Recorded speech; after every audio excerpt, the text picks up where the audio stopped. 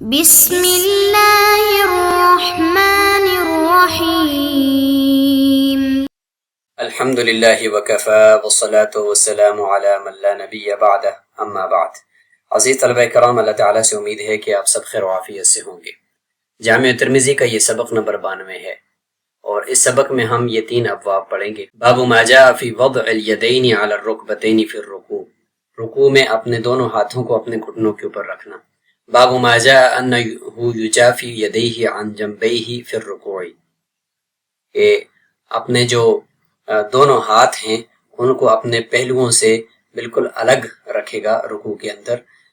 اور نمبر 3، باب ما جاء فی التسبیح فی الرکوع والسجود، رکوع اور سجدے میں جو تسبیحات ہیں ان کے پڑھنے کا بیان۔ گزشتہ سبق کا خلاصہ دیکھ لیجئے، رفع الیدین کا حکم تھا اور اس میں ائمہ کے اقوال اور فوائد اور حکمتیں تھیں، اور اس سبق میں رکوع کی حالت کا بیان ہوگا اور اس رکوع اور سجدے میں جو تسبیحات ہیں ان کا، اور دیگر فوائد اور عصری تطبیقات ہوں گی۔ سب سے پہلا باب ما جاء فی وضع الیدین علی الرکبتین فی الرکوع، اس کی عبارت پڑھتے ہیں۔ وبه قال حدثنا احمد بن منیع قال حدثنا ابو بکر بن عیاش قال حدثنا ابو حصین عن ابی عبد الرحمن السلمی قال قال لنا عمر بن الخطاب رضی اللہ عنہ ان الرکب سنت لکم فخذوا بالرکب، وفی الباب عن سعد وانس وابی حمید۔ حضرت عمر بن خطاب رضی اللہ عنہ نے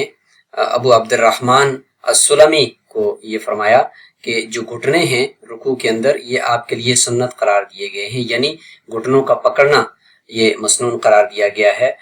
لہٰذا تم گھٹنوں کو رکوع کے اندر پکڑا کرو، یعنی گھٹنوں کے اوپر اپنے دونوں ہاتھوں کو رکھا کرو اور انگلیوں کو پھیلایا کرو۔ زبردستی سختی سے پکڑنا مراد نہیں ہے، بلکہ گھٹنوں کے اوپر ہاتھ رکھنے اور انگلیاں پھیلا کے، تاکہ ایک سہارا مل جائے آپ کی کمر کو سیدھا ہونے کے لیے۔ وفی الباب عن سعد وانس وابی حمید وابی اسید وسہل بن سعد ومحمد بن مسلمۃ وابی مسعود رضی اللہ عنہ قال ابو عیسیٰ حدیث عمر رضی اللہ عنہ حدیث حسن صحیح والعمل على هذا عند اهل العلم من اصحاب النبي صلی اللہ علیہ وسلم والتابعین ومن بعدهم لا اختلاف بينهم في ذلك الا ما روی عن ابن مسعود رضی اللہ عنہ وبعض اصحابہ انهم كانوا يطبقون والتطبیق منسوخ عند اهل العلم۔ یہ سارے صحابہ اکرام اور تابعین اور تبع تابعین کا یہی قول تھا۔ فرماتے کہ ان کے درمیان رکوع میں اور اس کی حالت کے بارے میں کوئی اختلاف نہیں ہے، سوائے ایک روایت ہے جو حضرت عبداللہ بن مسعود رضی اللہ عنہ سے اور بعض صحابہ اکرام سے مروی ہے۔ وہ یہ فرماتے ہیں کہ وہ صحابہ اکرام تطبیق کرتے تھے، اور تطبیق یہ ہے کہ دونوں ہاتھوں کو آپس میں جوڑ کر رانوں کے بیچ میں پیچھے کی طرف کو کر دینا رکوع کے دوران۔ تو یہ تطبیق جو ہے یہ درست نہیں ہے، کسی وقت میں تھی لیکن بعد میں یہ منسوخ ہو گئی ہے اہل علم کے نزدیک۔ قال سعد بن ابی وقاص رضی اللہ عنہ كنا نفعل ذلك فنهينا عنه وامرنا ان نضع الاكف على الركب۔ حضرت سعد بن ابی وقاص رضی اللہ عنہ فرماتے ہیں کہ ہاں ہم تطبیق کیا کرتے تھے اور دونوں ہاتھوں کو آپس میں جوڑ کر رانوں کے بیچ میں پیچھے کی طرف ان کو کر دیتے تھے، لیکن ہمیں حکم دیا گیا کہ ہم گھٹنوں کے اوپر اپنی ہتھیلیوں کو رکھیں اور ہمیں اس طرح تطبیق کرنے سے منع کر دیا گیا۔ وبه قال حدثنا قتيبة قال حدثنا ابو عوانة عن ابي يعفور عن مصعب بن سعد عن ابيه سعد رضی اللہ عنہ بهذا۔ اگلا باب ہے باب ما جاء انه يجافي يديه عن جنبيه في الركوع، کہ اپنے دونوں ہاتھوں کو کندھوں سے لے کر آگے انگلیوں تک ہاتھوں کو بالکل سیدھا اور گھٹنوں کے اوپر ہتھیلیوں کو کی ٹیک لگا کر بالکل سیدھا رکھیں، کونیوں سے ان کو بیچ میں خم نہ آئے۔ تو اس حوالے سے یہ روایت ہوگی۔ وبه قال حدثنا بندار قال حدثنا ابو عامر العقدي قال حدثنا فليح بن سليمان قال حدثنا عباس بن سهل قال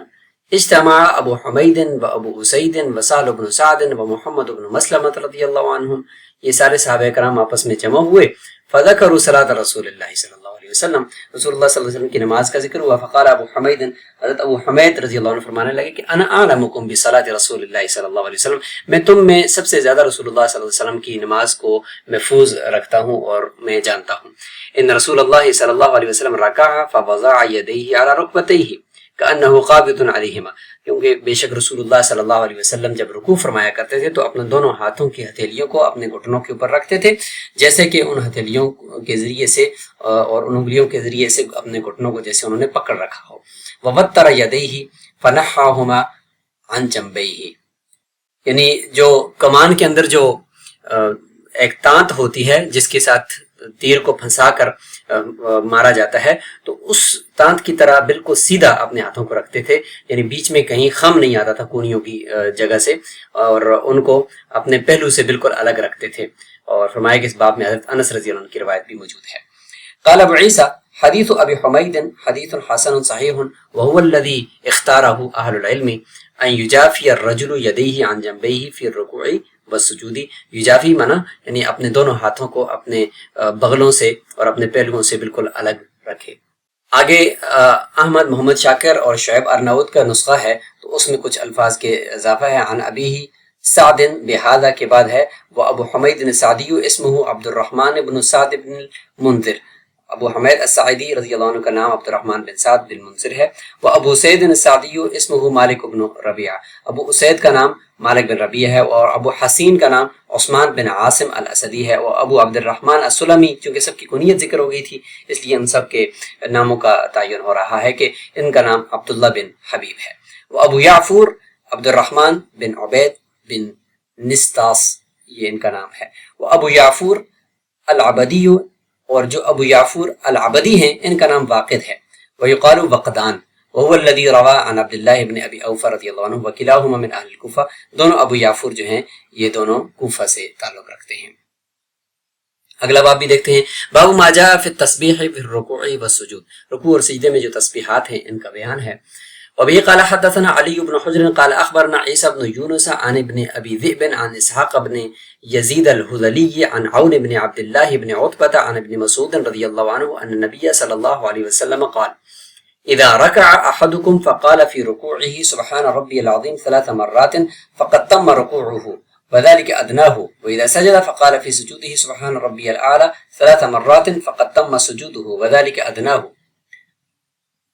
حضرت عبداللہ بن مسعود رضی اللہ عنہ فرماتے ہیں کہ رسول اللہ صلی اللہ علیہ وسلم نے فرمایا کہ جب تم رکوع کرو تو اپنے رکوع میں سبحان ربی العظیم 3 مرتبہ کہا کرو، تو اس سے تمہارا رکوع مکمل ہو جائے گا، اگرچہ یہ کم سے کم مقدار ہے۔ اور جب سجدہ کرو تو سجدے میں سبحان ربی الاعلی 3 مرتبہ کہا کرو، تمہارا سجدہ ہو جائے گا، اگرچہ یہ سب سے کم مقدار ہے، اس سے زیادہ 5 یا 7 بھی آپ کرو تو زیادہ ثواب ملے گا، لیکن فرائض کے اندر 3 ہی کافی ہیں۔ قال وفي الباب عن حذيفة وعقبة بن عامر رضي الله عنهما قال ابو عیسیٰ حدیث ابن مسعود رضی اللہ عنہ ليس باسناده بمتصل، حضرت عبداللہ بن مسعود رضی اللہ عنہ کی یہ جو روایت گزری اس کی سند متصل نہیں ہے، کیوں جی؟ عون بن عبد الله بن عتبہ لم يلق ابن مسعود، فرماتے ہیں یہ جو عون بن عبداللہ بن عتبہ ہے انہوں نے حضرت عبداللہ بن مسعود سے ملاقات ہی نہیں کی، تو لہذا بیچ میں سند متصل نہیں ہے۔ والعمل على هذا عند اهل العلم يستحبون الا ينقص الرجل في الركوع والسجود من 3 تسبيحات، تمام اہل علم کا یہی قول ہے کہ وہ پسند کرتے ہیں کہ انسان 3 مرتبہ جو تسبیح رکوع ہے اور سجود ہے اس سے کم تو کم از کم نہ کرے۔ وروی عن ابن المبارک انه قال استحب للامام ان يسبح 5 تسبيحات لكي يدرك من خلفه 3 تسبيحات۔ حضرت عبداللہ بن مبارک رحمہ اللہ سے ایک قول مروی ہے، فرماتے کہ میں پسند کرتا ہوں امام کے لیے کہ وہ 5 تسبیحات رکوع میں اور سجدے میں الگ الگ کہے، تاکہ جو اس سے پیچھے مقتدی ہیں وہ 3 کو پالیں، کیونکہ بعض مقتدی آہستہ پڑھتے ہیں۔ وہکذا قال اسحاق بن ابراہیم وبه قال حدثنا محمود بن غيلان قال حدثنا ابو داود قال انبأنا شعبة عن الاعمش قال سمعت سعد بن عبيدة يحدث عن المستورد عن صلة بن زفر عن حذيفة رضي الله عنه أنه سلم عن النبي صلى الله عليه وسلم فكان يقول في ركوعه سبحان ربي العظيم وفي سجوده سبحان ربي الأعلى وما أتى على آية رحمة إلا وقف وسأل وما أتى على آية عذاب إلا وقف وتعوض۔ یہ ایک اور روایت لے کر آئے ہیں امام ترمذی رحمہ اللہ، حضرت حذیفہ رضی اللہ عنہ کی ہے کہ وہ فرماتے کہ انہوں نے رسول اللہ صلی اللہ علیہ وسلم کے ساتھ نماز پڑھی اور دیکھا کہ آپ صلی اللہ علیہ وسلم رکوع میں سبحان ربی العظیم فرما رہے تھے اور سجود میں سبحان ربی الاعلی فرما رہے تھے، اور وما آتا جب بھی کوئی آیت آتی رحمت کی تو وہاں پہ ٹھہر کر وہاں پہ اللہ کے نبی جو ہے وہ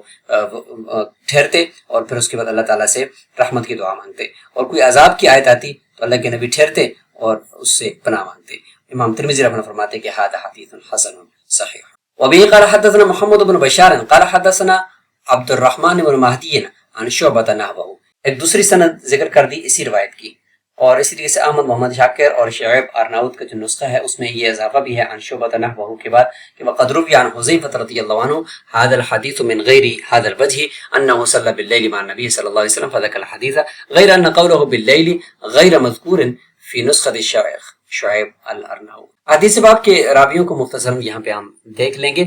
اور سب سے پہلے باب کے راویوں میں ابو حسین تھے اور ان کی کنیت عثمان بن عاصم الکوفی الاسدی ہے، اور یہ ائمہ حدیث ہیں۔ ابو عبد الرحمن السلمی عبداللہ بن حبیب الکوفی ان کا نام ہے اور مشہور اپنی کنیت سے ہیں۔ ابو عبد الرحمن السلمی ابو عامر العقدی، ان کا نام عبد الملک بن عامر ہے اور یہ ثقہ ہیں۔ فلیح، یہ تصغیر کے ساتھ ہے، فلیح بن سلمان بن ابی المغیرہ الخزاعی الاسلمی، یہ مدنی ہیں، ان کو فلیح بھی کہا جاتا ہے جیسے ان کا لقب ہے۔ عباس بن سہل بن سعد الساعدی، یہ ثقہ ہیں، چوتھے طبقے سے ان کا تعلق ہے۔ ابو حمید، یہ حمید تصغیر کے ساتھ ہے، اور ابو اسید بھی تصغیر کے ساتھ ہے۔ سال بن سعد، یہ ضبط واضح ہے۔ ابن ابی ذئب، یہ ان کا پورا نام محمد بن عبد الرحمن بن مغیرہ بن حارث بن ابی ذئب ہے، اور یہ بھی ثقہ ہیں اور فقیہ ہیں۔ اسحاق بن یزید الحذلی، یہ مجہول ہیں۔ عون بن عبداللہ بن عتبہ بن مسعود الحذلی الکوفی، یہ بھی ثقہ راوی ہیں۔ اب رکوع کی ہیئت کے بارے میں معرف السنن سے رکوع کی حالت کا بیان ذرا تفصیل سے دیکھ لیتے ہیں۔ وہ فرماتے ہیں کہ سب سے پہلے شارع علیہ السلام نے تطبیق کا حکم دیا تھا، اور تطبیق یہ ہے کہ دونوں ہاتھوں کو جوڑ کر رانوں کے بیچ میں پیچھے کی طرف موڑ دینا، اور پھر فرمایا کہ بعد میں انہوں نے حکم دے دیا دونوں ہاتھوں کو گھٹنوں کے اوپر رکھنے کا۔ امام ابو حنیفہ رحمہ اللہ، امام مالک، امام شافعی، امام احمد اور دوسرے جمہور کا جو مذہب ہے وہ یہی ہے کہ جو نمازی ہے جب وہ رکوع کرے تو وہ اپنے دونوں ہاتھوں کو اپنے گھٹنوں کے اوپر ہی رکھے، اور جیسے کہ ان کو پکڑنے والا ہوتا ہے دونوں گھٹنوں کو، تو اس طرح کی مشابہت اختیار کرے، اور انگلیوں کو جو ہے وہ آپس میں الگ الگ جدا جدا کریں۔ انہوں نے انہی حدیث سے استدلال کیا جو امام ترمذی رحمہ اللہ نے لائی ہے، تو یہاں پر اس کا یہ ذکر ملتا ہے۔ تو تطبیق کے بارے میں فرمایا کہ تطبیق دونوں جو ہتھیلیاں ہیں ان کے اندر کے حصے کو آپس میں جوڑنا، اور جیسے کہ کوئی آدمی کسی سے کچھ مانگ رہا ہو اور اس میں تشبیک نہیں ہے، یعنی انگلیوں کو انگلیوں کے اندر نہیں داخل کرنا، بس صرف ہتھیلیوں کو آپس میں جوڑ کر جیسے کسی سے کچھ مانگا جاتا ہے اور اس طرح سے اس کو کرنا، اور رانوں کے بیچ میں چھوڑ دینا۔ تو یہ رکوع اور تشہد کے اندر ہوتا تھا، لیکن بعد میں اس کو منسوخ کر دیا گیا یا اس کو متروک یہ کر دیا گیا۔ اور فرماتے ہیں کہ ایک اور روایت بھی ہے کہ یہ جو تطبیق تھی یہ یہودیوں کا طریقہ کار تھا، تو اللہ کے نبی صلی اللہ علیہ وسلم کو منع فرمایا گیا کہ وہ ان کے اس طریقہ کار کو اختیار نہ کریں۔ اللہ کے نبی پسند فرماتے تھے کہ یہودیوں کی موافقت کی جائے ان احکامات میں جن کے بارے میں کوئی وحی نازل نہیں ہوئی، لہٰذا جب ان کے بارے میں نئی وحی نازل ہوئی کہ آپ تطبیق نہیں کرنی تو پھر اللہ کے نبی نے اس سے منع فرما دیا تھا۔ وَتَّرَا يَدَيْ کا مطلب کہ دونوں جو ہاتھ ہیں ان کو بالکل کونیوں سے خم دیے بغیر سیدھا رکھیں، تو وہ شد الوتر، یعنی یقال وتر القوس، یعنی وہ جو کمان ہے اس کے آگے جو تانتا ہوتا ہے جس کے اندر تیر کو پھنسا کر مارا جاتا ہے، تو اس کی طرح بالکل سیدھے ہونا چاہیے۔ اب رکوع اور سجدے کے اندر جو تسبیحات ہیں ان کے بارے میں ہم دیکھ لیتے ہیں کہ فرماتے ہیں کہ رکوع اور سجدے کے اندر جو تسبیحات ہیں ان کو پڑھنے کے بارے میں تو اتفاق ہے سب کا، اب تعین ہے کہ کیا پڑھا جائے اور کون سی تسبیحات پڑھی جائیں، اس میں اختلاف ہے۔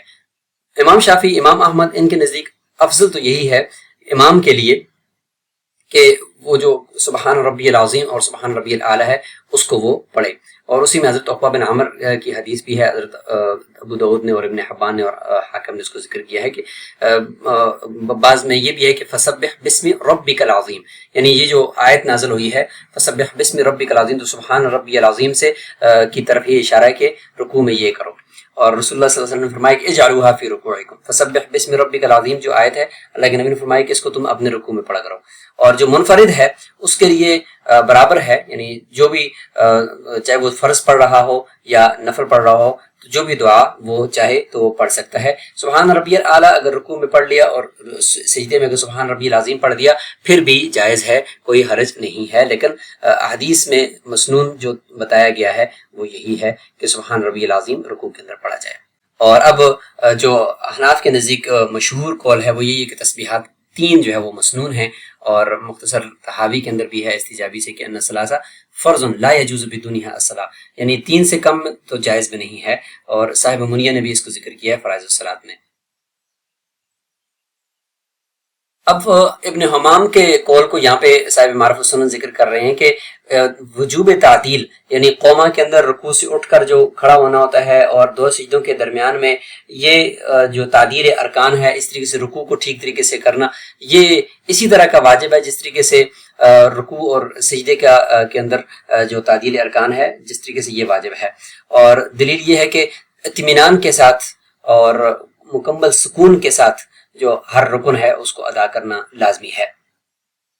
اور پھر فرماتے ہیں کہ یہ جو قوما اور جلسہ ہے، یعنی رکوع سے کھڑے ہو کر جو قوما ہے اور 2 سجدوں کے درمیان جو جلسہ ہے، فرماتے ہیں کہ اس کو قوما اور جلسہ کہتے ہیں۔ تو اس کی وجوب کا جو قول ہے اور سکون کے ساتھ اس کو پڑھنا، یہ ابن امیر الحاج کا اختیار کرتا ہے، جیسے کہ شیخ ابن حمام کا بھی یہی اختیار کرتا ہے، اور آگے تفصیل جو ہے وہ رد المختار کے اندر موجود ہے۔ فرماتے ہیں کہ تعدیل ارکان اور جو سکون کے ساتھ تمام نماز کے ارکان کو ادا کرنا یہ واجب ہے، اور امام کرخی کی تخریج کے مطابق اور جرجانی کی تخریج کے مطابق یہ مسنون ہے۔ اور رکوع کی جو حیت ہے تو بدائع ثناء کے اندر اس کو بھی یہاں پہ تفصیل کے ساتھ لکھ دیا گیا ہے، آپ اس کو یہاں پہ دیکھ لیجئے، اور یہ بھی رکوع کی حیت کے حوالے سے بدائع ثناء کے اندر عبارت موجود ہے۔ اور فی الباب کے تحت آنے والی روایات کو دیکھتے ہیں۔ وہ فی الباب عن سعد و انس، یہ سارے صحابہ کرام سے جو روایات تھیں، فرماتے ہیں کہ جو حضرت سعد کی حدیث ہے اس کو، اور اس طریقے سے سعد بن ابی وقاص مراد ہیں، ان کو ایک محدثین کی جماعت نے ذکر کیا۔ حضرت انس رضی اللہ عنہ کی روایت کو ابن مالک، جو انس بن مالک رضی اللہ عنہ ہیں، ان کی روایت کو ابو یعلا نے اور طبرانی نے اس کو نقل کیا ہے۔ اور ابو حمید الساعدی کی جو روایت ہے اس کو سیاہ ستہ میں سے 5 محدثین نے ذکر کیا ہے سوائے نسائی کے، اور یہ الفاظ ہیں انا اعلمکم بصلاۃ رسول اللہ صلی اللہ علیہ وسلم الی آخر الحدیث۔ ابو مسعود رضی اللہ عنہ کی جو حدیث ہے اس کو امام احمد نے، امام ابو داؤد نے اور امام نسائی نے ذکر کیا۔ حضرت انس کی روایت کو اخرجہ الازرقی فی کتاب مکہ من طریق اسماعیل بن رافع۔ اگلے ابواب کے اندر جو فی الباب ہے اس میں بھی دیکھیں، فرماتے ہیں کہ حدیث حذیفہ جو ہے اس کو امام مسلم نے ذکر کیا، نسائی نے ذکر کیا ہے، اور عقبہ بن عامر کی روایت کو امام احمد نے اور ابو داؤد نے اور ابن ماجہ نے اس کو ذکر کیا ہے، اور الفاظ یہ ہیں۔